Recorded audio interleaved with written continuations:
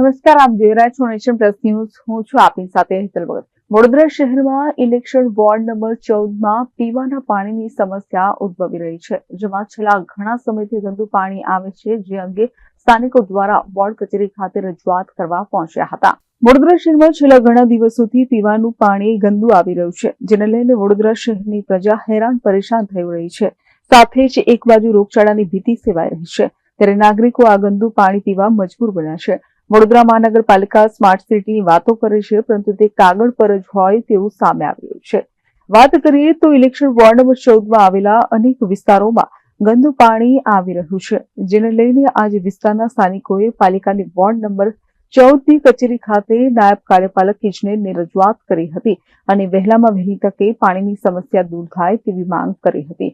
અત્રે ઉલ્લેખનીય છે કે આ મામલે નાયબ કાર્યપાલક ઇજનેરે જણાવ્યું હતું કે વાડી વિસ્તારમાં ગંદુ પાણી આવી રહ્યું છે, જે પીવા લાયક પણ નથી. અત્રે ઉલ્લેખનીય છે કે આ મામલે નાયબ કાર્યપાલક ઇજનેરે જણાવ્યું હતું કે વાડી વિસ્તારમાં ગંદુ પાણી આવે છે, જે પીવા લાયક પણ નથી. ત્યારે પાણી પુરવઠાને સંકલન કરી આ બાબતનું નિરાકરણ લાવીશું તેમ જણાવ્યું છે. વોર્ડ નંબર 14ની કચેરી છે. વોર્ડ નંબર 14 એટલે જૂનો વડોદરાનો વિસ્તાર, જે મહારાજા સર સયાજીરાવ ગાયકવાડે ડેવલપ કર્યો હતો.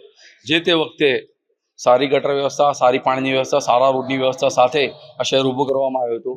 પરંતુ આજની પરિસ્થિતિ એવી છે કે વાડી, જે જૂનો વિસ્તાર કહેવામાં આવે છે, એ વાડી વિસ્તારમાં પહેલી પોળકો, છેલ્લી પોળકો, બકરી પોળકો, દરેક વિસ્તારમાં નાલબંધવાળા છે, દરેક વિસ્તારમાં આવું ગંદુ પાણી એક મહિનાથી આવી રહ્યું છે.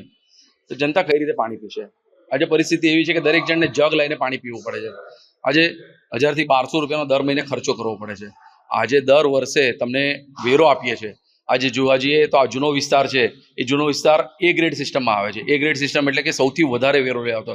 મારી જાણકારીમાં તો એવું છે કદાચ આખા ગુજરાતમાં સૌથી વધારે વેરો લેવાતો વિસ્તાર આ છે.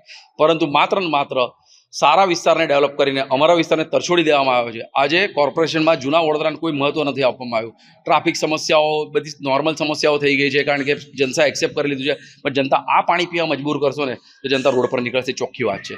આજે જનતાને માત્ર ને માત્ર તમારી એવી આશા છે કે સારા રોડ રસ્તા, ગટર અને પાણીની વ્યવસ્થા આપો. તમે એમાં પણ નિષ્ફળ ગયા છો. શેની સ્માર્ટ સિટી? શેની સ્માર્ટ સિટીની વાત કરો? આ સ્માર્ટ સિટી છે? આ સ્માર્ટ વોટર, જે પેલું આલ્કલાઇન વોટર આવે છે ને અમુક વખતે કાળું, એના જેવું પાણી આપવા માંગે છે, પરંતુ આમાં ગટરની ગંદકી છે, એ પીવા માટે મજબૂર કરી રહ્યા છો. આજે અમને સયાજી સિટીની જરૂર છે. મહારાજા સયાજીરાવ ગાયકવાડે જે સિટી આપી હતી, ચોખ્ખું પાણી, ચોખ્ખી ગટર વ્યવસ્થા અને ચોખ્ખા રોડ, એની માંગણી અમે કરી રહ્યા છીએ. આજે વોર્ડમાં એન્જિનિયર સાહેબને અમે એ જ રજૂઆત કરી છે. એન્જિનિયર સાહેબે બાંહેધરી આપી છે, ગુરુવાર સુધી તે એક્શન લેશે અને એ ગુરુવાર સુધી પ્રોબ્લેમ સોલ્વ કરશે. જો પ્રોબ્લેમ નહીં સોલ્વ થાય તો જનતા જાતે જાહેરમાં રસ્તા પર ઉતરશે, કારણ કે આવું પાણી પીને નાના ભૂલકાઓ જેમના ઘરમાં છે, જે લોકો સ્કૂલે જાય છે, એ આવું પાણી પીવા મજબૂર છે. અને એમાં ફટકડી નાખીને થોડું ચોખ્ખું કરી લે છે, પણ ઉપરના જે પાણી રહે છે એમાં કેટલાય કેમિકલ્સ રહે છે, કેટલી ગંદકી રહે છે. એ પાણી પીને જો છોકરાઓ મોટા થશે, આપણું આગળનું ભવિષ્ય કેવું થશે?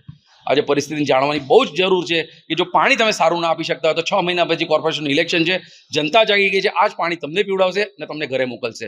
આવનારા દિવસોમાં ભારતીય જનતા પાર્ટીની હાર નિશ્ચિત દેખાતા તે લોકો કામ નથી કરી રહ્યા, પરંતુ અમે અધિકારી પાસે અપીલ કરીએ છીએ, અધિકારી પાસે આશા રાખીએ છીએ કે આ પબ્લિકને આવું પાણી ના પીવા મળે એવી જાહેરમાં તકેદારી લે. Bureau Nation Plus News Vadodara. સમાચારોના સતત અપડેટ મેળવવા માટે અમારી નેશન પ્લસ ન્યૂઝની યુટ્યુબ ચેનલને સબસ્ક્રાઇબ કરો, બેલ આઇકન દબાવો અને જોડાયેલા રહો ફેસબુક, ઇન્સ્ટાગ્રામ અને ટ્વિટર પર.